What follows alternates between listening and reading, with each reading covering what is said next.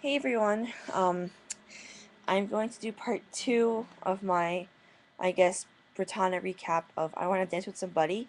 This is the third time I'm trying to tape it, so hopefully it'll work this time and upload. So, since this is my third time around, I think I pretty much refined what I want to say. Where I last left off in my video was I was talking about how people were complaining about why is Brittany singing a solo, and how I was giving props to Matt Hodgson, who actually wrote this episode, because probably Naya said, dude, come on, throw Brittana a bone and let's get real. So he's tried to make up for I Kissed a Girl debacle, which was pretty horrible in my opinion on many levels, which has probably been covered by many other people, so I won't go into that because this is supposed to be a happy posting about Brittana. So anyway, my point about this thing is that we all know that Heather Morris is a boss at dancing. Like, that's her thing, right? And yes, she did. The last time she really ever sang, like, a whole bunch of songs on the Britney episode. But, we know from past history she said that she had performed for Britney herself when she was trying to do a music video or whatever to, be her.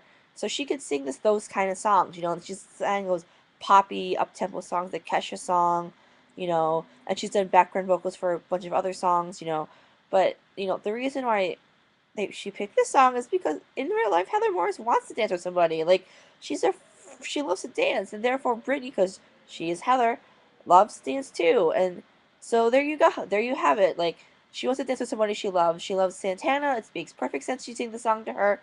It was fun. I mean, the girl could freaking dance. Like, oh my god, I could watch her dance all day. And if you haven't seen the behind the scenes video, she even says that she wasn't even supposed to be having that big of a role in the scenes, but she's like, hell's nah, like I need to change this. I need to have dancing like shorts underneath this dress. I need these kind of shoes and she probably pulled it out of her butt, like seriously. Like I kind of thought that in the beginning sequence when she's in the choir room and she's kind of like just dancing around like, being all cute and stuff, like, she totally just made that up on the fly. Like, that's her just being her. And I love the part when she's looking at the whole choir of everybody and trying to be like this. For a hot second, she was like this, like, thinking really hard who she should pull out to dance with, right? And she's pretty rough, like, when she pulls Mike out and Blaine and, she dances with poor Quinn and Quinn's like, I can't get up, Brittany, like, hello. And then she goes and grabs her girlfriend, but she's so gentle with her and leads her on the floor. And then we switch to them being on the stage and 80s awesome outfits with the hair and the bow and the arm warmers, which if you remember, season 2, Brittany thought leg warmers were for her arms. So it kind of that's a cute little connection that Matt Hodgson made. So mad props, Matt Hodgson.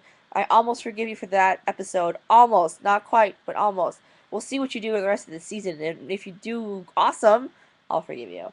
So that was that song, and then I also did So Emotional Already. So the other song they were involved in was the big group number at the end, and it was so awesome. Like, they had all the couples singing. They had Mercedes and I almost said Kevin, but Mercedes and Artie together singing, and Artie's voice is freaking amazing. Like, you could tell, like, the boy band in him, like, he could that Mario song he did last week, like "Let Me Love You," like, so good.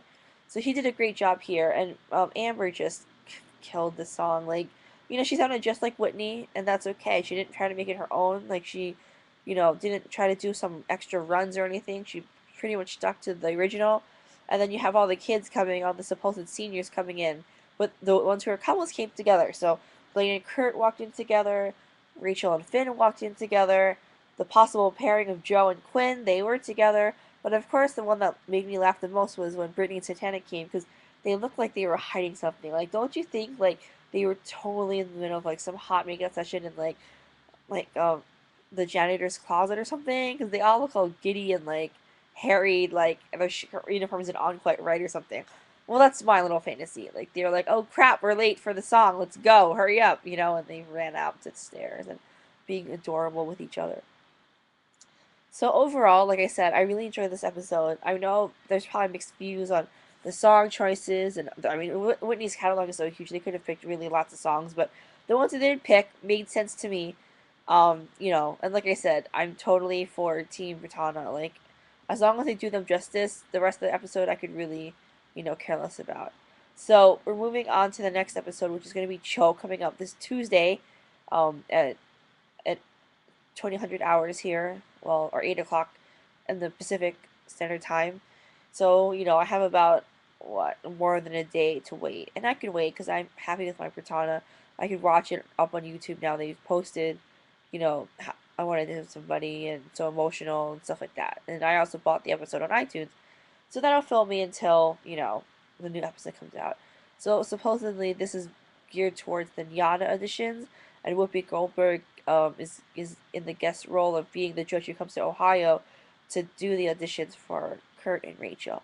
And you can tell kind of from the spoiler that it seems like Kurt's got it in the bag, and you would think Rachel should too, but she somehow manages to choke, hence the episode. And also, I guess in this episode, we get to meet Parkerman's dad, which is kind of freaky for me to see Thomas Calabro playing Puck's dad because, dude, I was watching Fox and Melrose Place was the shit. Okay, the time when Beverly Hills 90210 and Melrose Place ruled everything, like totally, like. So it's really awkward for me to see him act father. But I guess I shouldn't really be that surprised because when you watch Pretty Little Liars, that guy, I can't remember his name, but he's playing. What's it? I thought there was a father. Well, anyway, or I get confused when they're on soap operas and they come back to prime time. Like, I know Rourke Critchlow plays. Oh shoot, what's her name? Hannah's dad. Yeah, so that's pretty cool. But Thomas Calabro was like a nutcase in Melrose Place, so it kind of took me off guard. I didn't realize he was the one they casted to play his dad. So we'll see what happens there. So I think it's good actually because we haven't really heard much from Puck lately, and I mean, Mark Salling, I mean, he's pretty funny. Like, the whole, like, shot glasses I stole from people, let's celebrate and toast the air with nothing. Like, even though you know that he probably has booze in his locker. Like, hysterical. So I'm looking forward to see how Mark does. Because he's always been kind of, like, playing the bad boy character, That he throws in the fact that he's Jewish on occasion. Like, he's pretty funny. So I'm kind of looking forward to seeing, how the father plays into this whole episode. Because now we've already met whose parents. We've met Mike's parents. We've met Finch's dad. Finn's mom and now stepdad, and then Rachel's two dads. So this will be, you know, um, Puck's turn.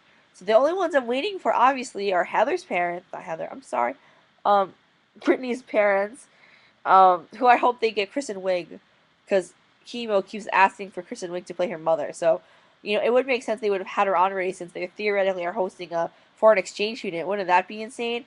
Having Kristen Wiig play Brittany's mom and then they have Rory with his Irish accent. Like, that would be awesome. And supposedly Brittany is supposed to be from, like, what is it, Holland or Scandinavia or something like that. Like, some, like, Nordic country. Like, can you just imagine, like, Kristen Wiig pulling off this, like, insane like IKEA Swedish type like freaking language. Oh god, it'd be hysterical. And then of course Santana's mom is supposed to be Gloria Estefan. And supposedly, like I haven't heard anything about. I mean, like I said, I'm trying to avoid spoilers. I want to be just as surprised when I'm watching like it was this episode. But I can't help like when I see little things like tonight on E. They're supposed to talk about how Lindsay Lohan is a judge in I think the regional competition or nationals or whatever, and how she was like a big diva on campus or whatever. It's like, dude, just lay off Lindsay Lohan. Seriously, the poor girl's been through enough. If she's gonna be a diva, well, half those bitches are divas anyway. So, I mean, I hear Mariah Carey wants only like one color M&M in her dressing room. Like for real. Like I'm not kidding. So, some poor person has to pick through all the M&Ms to just leave a bowl of green ones. Well, this was back in the day before you could just order one color of M&M, when it was a pain in the ass. So, anyway, so I'm looking forward to seeing which episode is going to feature Gloria Estefan and Ricky Martin again. He'll come back. And they're going to be doing, Gloria Estefan songs. Hopefully that will be lots of fun seeing, Naya shake her tail feather and Heather and everybody else. So the last thing I'm going to end with is I need everybody's help in like voting, I guess. Um, I'm thinking about getting a tattoo. I've been actually it's not that I'm thinking I want to get a tattoo, and I need to get a tattoo. So I don't know if you know Grant Gustin, the kid who plays oh god that warbler, the swarmy warbler who tried to blind Blaine with the ice, salt rock, whatever slushy, him. So he got this really awesome tattoo on his right forearm area, and he wrote love and then a line and then he wrote a, all else, which is basically saying love above all else, which is means he was trying to show support for the gay lesbian the whole community, which is amazing that he would choose that to be his first tattoo. So I thought that it was really poignant and touching that he did that, and very simple actually. So I wanted to get one on my other side, on the left side. Oh, hold on. I'm gonna show you one interpretation that I have of it, and then several other ones, and maybe you guys can help me out. So, this is it. I don't know if you can see it. It's kind of, oops, let me turn it. Oops, this way. So, can't really see it. It's kind of stupid. Anyway, so I did the same thing, left above all else. So I'm kind of keeping it here. I drew it in a Sharpie so I could see how I like the way it looks. So the next time I'm going to try it's going to be in script, which I actually think might be more romantic and more softer. This is kind of loud. Like, the letters are loud and big, but I think a nice, delicate script would make it look pretty. So, anyway, that's all I have to say. This is definitely much shorter since this is my third time around talking about Brittana. Or I still like to call them Santitney because Ian just loves that version of calling them, so I'll just call them Santitney too sometimes. But anyway, I will be updating on Tuesday, probably after the episode, after New Girl comes on, because I love that show. And Ringer's already done it for the year. So, anywho, have a wonderful week, people. Just stay strong and have courage. That's the other art tattoo that I want to get on my, because I felt that it's taken me a lot to be comfortable with who I am. So I want to have the word courage tattooed on my foot, so that I try to remind myself with every step that I take that I have courage to be me and to embrace myself and to love myself because I'm worth it. And so are you. Haha. That was like a more public service announcement type message. I'll go now because it's a gorgeous day. Here, I'll show you the view out of my window. I can't know if you see it. Oh, wrong way. Well, anyway, it's sunny out here in California.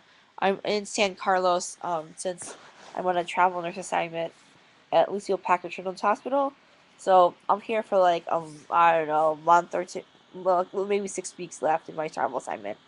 So that's where I'll be posting from. That's why it looks kind of like a nondescript room because I am in an extended stay hotel room. So it's nice, which I'll take a video when it's clean, and I'll take a show of you around my room. Anyway, I'm rambling now. I'll shut up. All right, peace out, homies. Bye.